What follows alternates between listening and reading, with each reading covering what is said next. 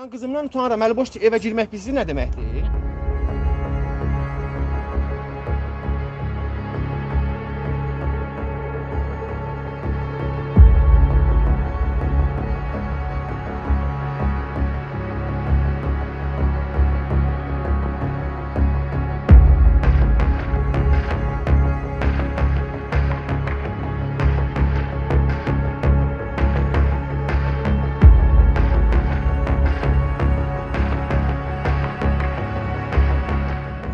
Yaşat fonduna dərman təminatı ilə bağlı müraciət eləmişəm. Həkim mənə 156 dərman yazıb, bunlar 100-ün kəsib 56-sını verirlər.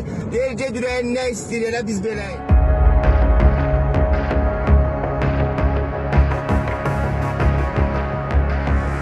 Bizim nəyimizə lazımdır, sən qazisən, bizim nə vecimizədir, sən qazisən deyilərək, mənə yumruq təhvik zərbələri, şəxsimə nalayiq ifadələr işlədilir.